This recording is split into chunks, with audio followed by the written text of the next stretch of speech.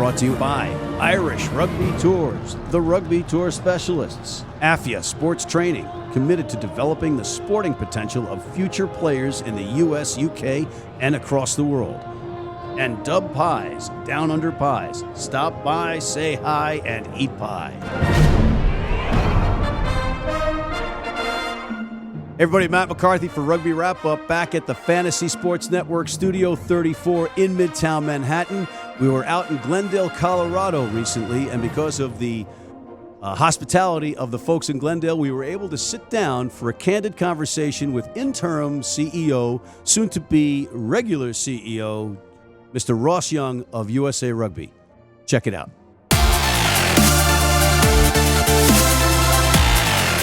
Hey everybody, we are back at Rugby Wrap-Up on the road in Rugby Town, USA for the Rugby Town Sevens. I'm Matt McCarthy, and I have the pleasure of being the no longer interim CEO, but... No, it's still the interim CEO. But I got the wrong information again. Let's start again. I'm used to dealing with proper... Let's start again. Oh, no, that was funny, that was. Why are you cutting it out? All right, we're going to continue. Hey everybody, welcome back to Rugby Wrap-Up on the road in Rugby Town, USA for the Rugby Town Sevens spectacular tournament. And speaking of spectacular things and people, I have Mr. Ross Young, who is the interim or the no longer interim CEO of USA Rugby? Still the interim CEO of USA Rugby. Well, when the Sam Hill is that going to change? Because I've been lobbying for a long time and I am huge. Well, hopefully in the relatively near future, but we've got so much work to do and we've got to prioritise, we've got to make sure that everyone's comfortable with, I think, any of the changes that we're making and being consistent in how we do things, to ensure that we put the right steps in place, communicate properly is important. So, I'm here to do a job, I'm going to keep doing it whether the word interims is in position or not. The board have empowered me to get on and look at how we take things forward. So, that's my objective. That answer alone, ladies and gentlemen, proves that you should be the CEO without the interim. I mean, that was a CEO answer right there. Thank right? You. Very, very well done. But now we're going to get down to the nitty-gritty. You got a lot of turnover. Yep. Right? Board, Congress. Let's talk coaching changes. I guess Chris Brown is he an interim? He's an interim, yeah. Coach of the Women's Sevens program. Correct. Okay. Richie Walker's out. Correct. Are you going to change the status of Chris Brown? I think it's worthwhile just reiterating the review process that's in place. So the USOC, in conjunction with USA Rugby, a lot of funding, a lot of input into the program. So, as part of the year-on-year process, to them, it's all about readying yourself for the potential of getting an Olympic medal. We're at the end of a season. Obviously, the World Cup was extended because of the World Cup this year, and we're doing reviews for both programs. Richie's got some great strengths and done a great job, but the decision was made with Richie to look at other options which we collectively felt that would put us in a better position to medal in Japan. And we're still doing that process with the men's program. So we'll finalise that, and then we'll make sure that we prioritise what we need to prioritise going forward. But coaching is never easy. There's always comes with a huge amount of accountability, and that's not just results focused. It's what goes on behind the scenes. As I said, Richie, an absolute gentleman, a lovely guy. And he has said publicly, and he said to me privately, since we had the tough discussions, that he is always going to remain committed to USA Rugby. There's no bad feelings. So it wasn't a case, because people out there are speculating that there was a demand that he had to win the World Cup to keep his job. It wasn't any of that. No. Okay. No, I mean, it's a long-term ongoing project. Obviously, results are important. Had he won the World Cup, not necessarily, the outcome might not necessarily have been any different. Interesting. We're here at the Rugby Town Sevens. You got a lot of quality talent. We've got a Falcons team that's really kind of a more than usually young Falcons team, yeah. Right? We've got the Collegiate All-Americans who had a great tournament. Yeah. They had a thrilling comeback win against the Fijian team. Yes, a very good Fijian team with like five Yeah, no, it's great. Olympic players or whatever, World Circuit players. So you've had some shining moments for American sevens here, right? Players getting some playing time. But I don't see, and I didn't see at the National Club Sevens in New York, any of the men's coaching staff. For the senior team. Right. And I think, that's the pathway, and having the right individuals scouting and looking. I mean, it should be seen. It doesn't necessarily mean that the men's head coach has to be there to allow the talent identification process to, easy for you to say. Take place. So I mean, we've got Steve Lewis here. We've got Josh. We've got Adrian. We've got Dave Hodges. We've got. I mean, there are a number of people that are here, and there are a number of people that are in New York that fulfill that role of building depth and identifying talent that comes through. So, I don't necessarily agree with the must-have of the head coach being present at every tournament. That's my mantra. No, but I think the important thing is you have the processes in place, and I think it's clear with a number of areas of how USA Rugby operates currently that those all need to be reviewed and improved. It's and things not done in isolation. So the more joined up we can be, the more consistent we can be. We're doing this review process currently. Of how the national office operates. We've got the new CFO, and he can't come soon enough. And we have to look at all areas of how it operates. The sexy area is always the national teams and high performance, of course it is, but that can't be successful unless everything else works as well. So it's certainly my objective to review the high performance structures, and we should end up in a position whereby there is a nice centralized strategy on play, how the teams play, be that sevens, 15s, men's and women, that there's continuity, and you get continuity of the players that come through the pathway that play in that same way. And so an identification process in events like this means that you've got very clear criteria players you're looking at to drive forward. So again, Mag's done some great stuff on that. We've got some great people out there, but do we need to be better and more joined up with it? Yes, and that'll come out as part of the overall, hopefully this overall review process. I want to segue with that about college eligibility, specifically with the MLR, Major League Rugby, in mind. We're here in Glendale. They have the Glendale Raptors, a very successful season kicking off. But you've got some attrition problems, some stocking the teams with players, and especially when they go to play for their national teams, and now that the Canadian border has really been eliminated and now it's a North American league, they're not considered international players coming up on the second season for the MLR purposes. They're going to have more players from Canada playing more easily in the United States, and they're expanding the international allotment of players to 10 per team. So you're going to have even a bigger exodus of players maybe going and playing for their national teams during the setups, right? Yeah. So in the instance of a college player coming up and getting a run with an MLR team, as it stands now, if I'm not mistaken, they lose their college eligibility going back down. And that's something that, that has to be reviewed. I think, if you speak to any of the coaches at age grade, national team level, one of the most common things that I've heard, and even Rob Kane, who's been here relatively recently, last week, mentioning not enough of our players play enough rugby at the right level, and it is, the sport is going through a great period of growth. There is more, and because of that, there's more visibility in what's going on, which I think has caused us problems. I think eligibility, and if you look at how other countries operate with eligibility, if someone's good enough, they can play, and that's going up and down the opportunity. I mean, Bowden Barrett, for example, you see this weekend, will play for the Hawke's Bay, and not a huge number of games, but those guys come back up and down, to keep the right level playing. I think here, generally, and I think it's fair to say everyone will agree, there's not enough. The top players just don't play enough rugby. Right. We've sort of seen the huge benefits of. So them. Is your answer? I'm not finished yet. I'm just because you should have the CEO tag, because you're dancing around this one a little bit. So are you thinking that right now in the current climate? We're bound of right now by certain eligibilities and certain bylaws, and those things have to be reviewed. And we have to be handed down from World Rugby no, American no, college stuff? No, it's up to you as a national union to ensure that you've got the right systems and process in place to manage the game in your country. There's certain elements of the bylaws that World Rugby have to be comfortable with, and certain elements of the USOC have to be comfortable with about how we govern ourselves.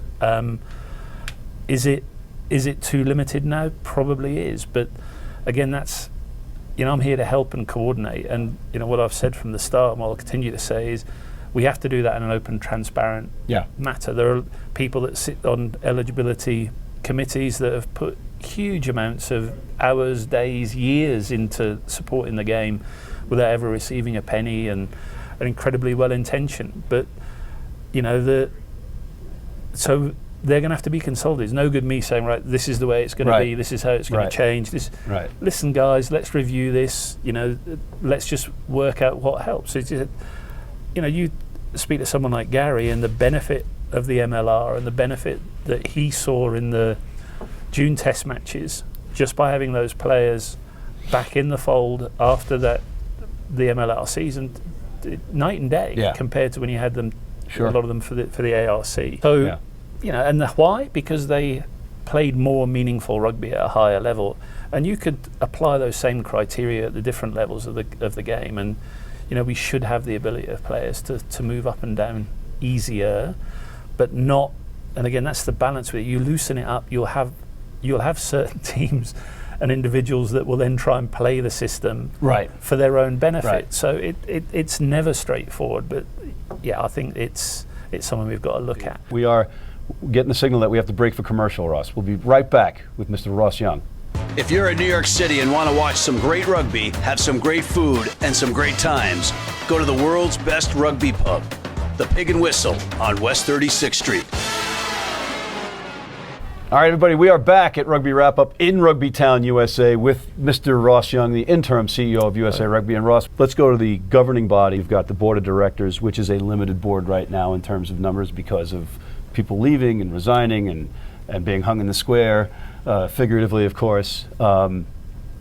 You've got Barbara O'Brien standing in as the chair of the board. You've got Todd Clever and Phaedra Knight as the player board reps. The international athlete reps. You've got Sentinelli, who's in that interim term again? Transitional, I think it's called. Yeah, and he's in there, and you've got Jeremiah Johnson still standing by, right? So these are the folks that are charged with eliminating the interim tag on you? Partly.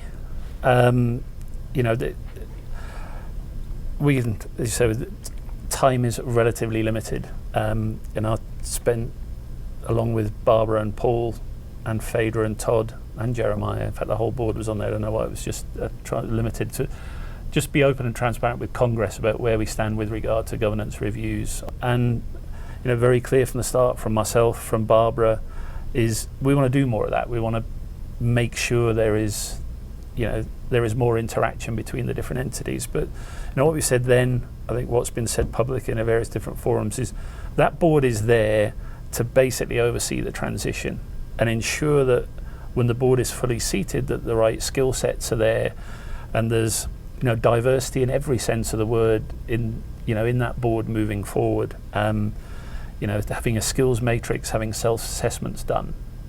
When you look at some of the issues with the previous regime was, you could argue very strongly that they were a bit one-dimensional, that the board members, all very successful people, all good guys, that I've said before, they didn't maliciously try and do anything wrong, but they were all very similar because there was only really one criteria for a board member.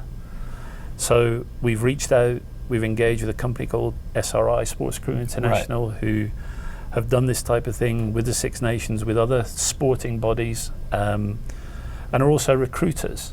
So building specifications and be very clear on what we're going to do moving forward. And we all talk about the national office, be it Congress, there's a hub, the hub of a wheel. The hub of that wheel has got to be the board. Yeah, that has to be the one that really oversees strategy, with the right input from the CEO, whoever he's going to be, the CFO, We'll find out sometime in 2022 who the CEO of USA Rugby is.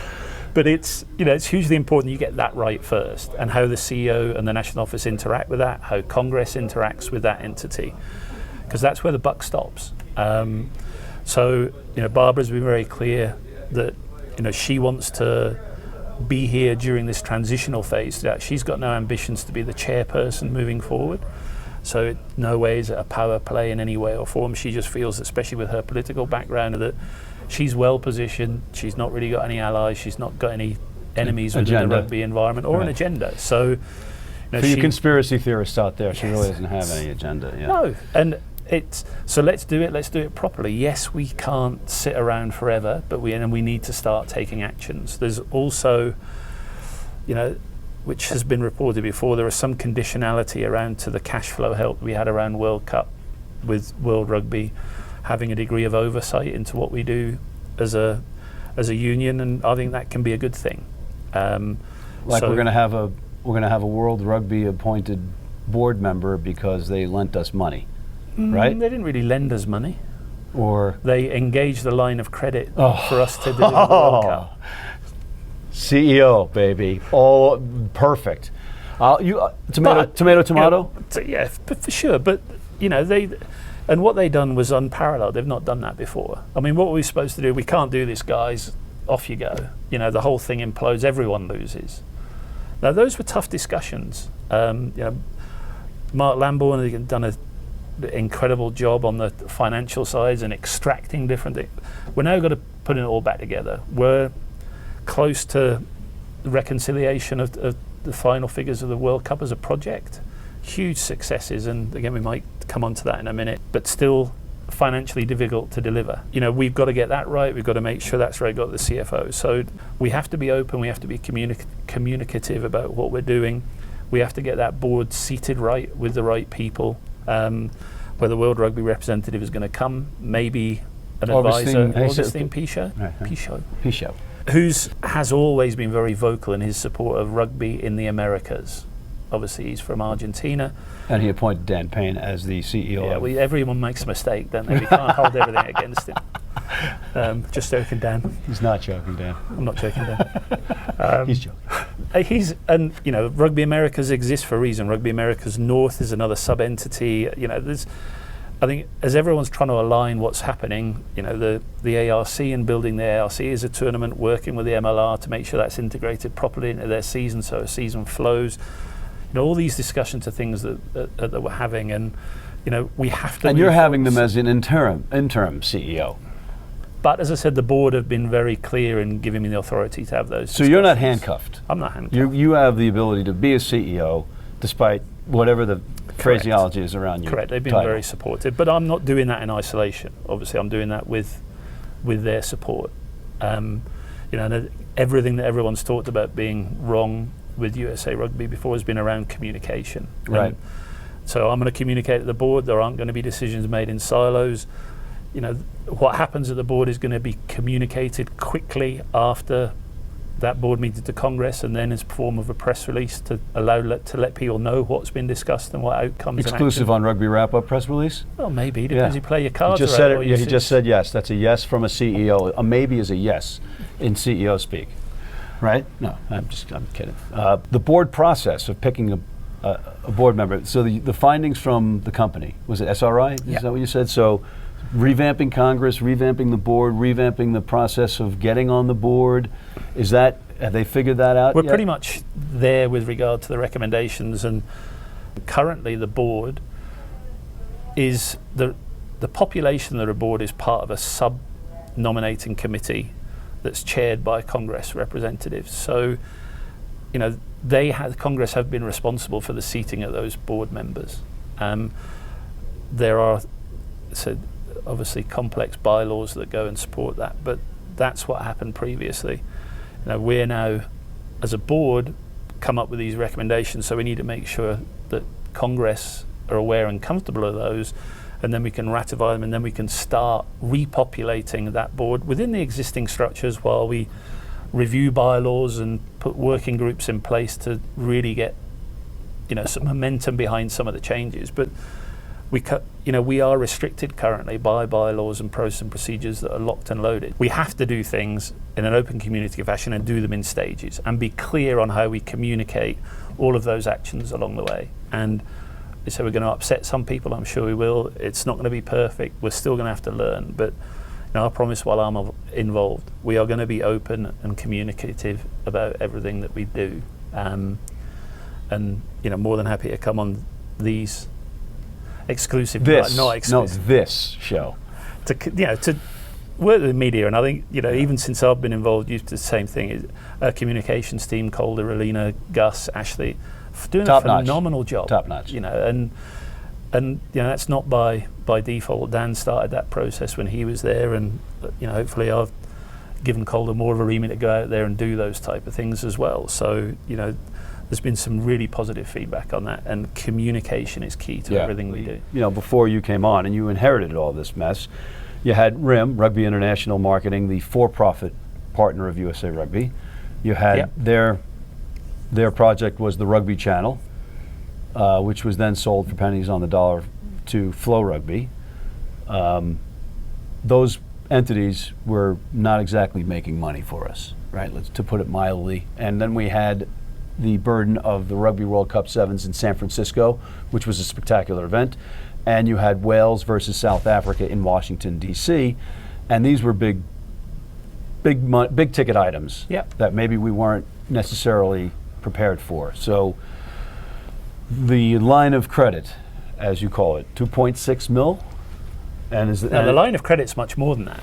What we'll end up with repaying is going to be much, much less than the line of credit. But I think what's worth pointing out is that RIM was set up as that for-profit entity.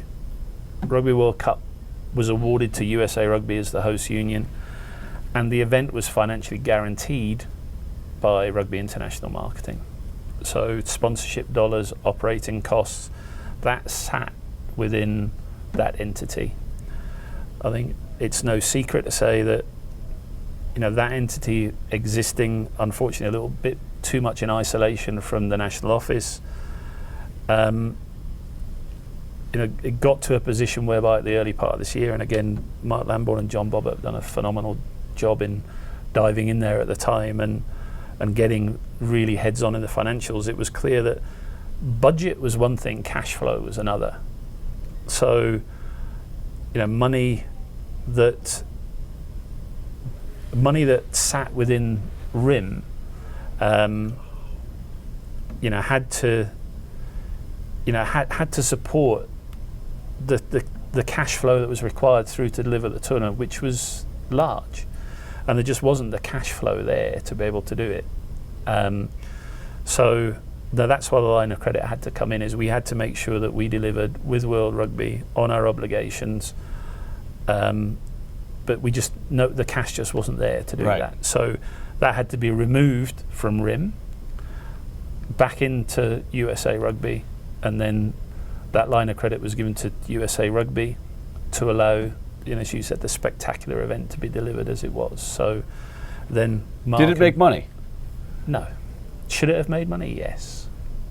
Did it lose as much as you thought it was going to lose?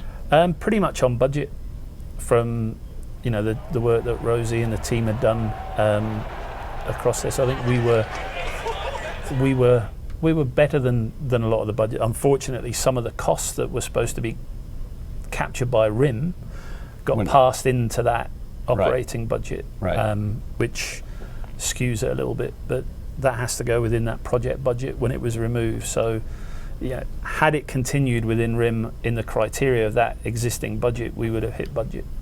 About the Wales-South Africa match, my intel, and it might not be accurate, but I initially heard that it was $700K guaranteed to each one of those teams to come over, and then after the changeover at the board of directors or the governing body, it was then negotiated, or I heard it was negotiated that they were going to split the gate. Right. The decision to go out of that game and that project and that P&L for that event sat within the event entity, which was RIM. That's still there, and it's still there now. Yes, there was a set fee payable to both the unions. We haven't met that set, or RIM hasn't met that set fee. So we're in ongoing negotiations with those unions. They've had, we can pay them probably the vast majority of it, but it's still short of where it should be. So, again, as Mark and John have done a great job with the other creditors and removing, if you like, all those obligations out there, that's still the single biggest thing with regard to creditors in that entity that we need to resolve. But that has to stay within RIM. That's not a USA Rugby obligation. So we need to make sure there's a degree of separation between those two, and then work out what's going to happen with those unions that cross on the other side of the table. All right, and I'm going to segue here into our final question, because you brought up Mark Lambourne and John Bobbitt. Golden Eagles, Yeah. an organization of people that help with cash, Yeah. right? A lot of times, some of the criticism has been if they're creating a position within USA Rugby, then USA Rugby can't really hold the person that's in that position accountable. Like, for instance, Alex Magleby, if I understood this correctly, initially when he came in as the high performance person, he was being salaried by the Golden Eagles. That's no longer the case. He's a USA Rugby employee, right? All I can comment on now is where we currently sit, and Mags is a contractor to USA Rugby, Okay. with a set of responsibilities that are governed by USA Rugby, and he's accountable to me, and I have weekly calls with him every week. What can you say to the rumors that I hear that he is going to be the general manager of the Boston MLR franchise? Must be rumours. He's Must be contracted rumours. to us through till November this year, and I've obviously got to have those discussions with Alex moving forward. I think, when it comes to philanthropy in general, when you look at the commercial structure of rugby in the US, has to be relying on him. We have to do a better job with it across all areas to support all of our national teams and all of our programs. John and the Golden Eagles have done an incredible job in generating a huge amount of cash, which has gone very specifically into the men's sevens. A lot of those guys also donate to other areas of USA Rugby and other national teams, so it's certainly not exclusive, but that's their main focus. And I know guys like Tony Riddell, there's, and along with Fader, are trying to build out this Eagles 15 club to do a similar thing with the 15s Right. programs, Right. men and women. Right. And Yeah, the I think kickoff Phil- event was in San Francisco. Yes, as was, I think at a Phil, bar that first night. and Phil Tagami's Yeah. also trying to do something similar Right. to the women's set. So Right. there's lots of movement with that. I think it is important that we are very coordinated with those, because at the end of the day, they are there supporting USA Rugby teams. The USA Rugby teams are governed by the national governing body. Therefore, we have to make sure that what we do is in unison with them, Right. and the right funding goes to the right areas. And as you said, they can't control what happens within those programs. That has to be our responsibility. But, again, communication, of course, by the level of financial investment that they make, communication with them is always going to be key. But Because you certainly don't want to lose that. no, of course. that- And so we put that more asset. focus on it in Yeah. some ways. As we're building out, which everyone's talked about for years, about this strategic planning and operational planning and business planning. George Henderson did some really good work on some framework around Strategy 2020, but there was never really any operational or financial planning that went with it. We need to review that, the good parts of that, and when we get the board fully seated and we make some of these key steps now, then building out that proper strategic plan and communicating that plan and communicating the deliverables in that plan, are going to be that we're going to have to flow through that through the next year. And that's our Bible. That's what I've got to be accountable for. It's what the national office has got to be accountable for. What the board's got to be accountable for, and that's got to be our focus moving forward. Excellent. You've been more than gracious with your time. CEO of USA Rugby, Ross Young, to be CEO. Do I get to watch some rugby now? Yeah, but I've got a parting gift for you before you leave, Ross, just so you can remember our conversation here. I want you to cherish this always. So I thought that was going to be one of those big checks with a bunch of money. Well, it won't bounce. It will not bounce. I guarantee you that. So there you go, Thank kid. you, Matt. Thank you, Mr. Young. Here's one fan rooting for you to become the full-time CEO soon. Hopefully it'll be done before this actually airs. On that note, we are out of time. Matt McCarthy for the Fantasy Sports Network, Studio 34 in New York City, signing off.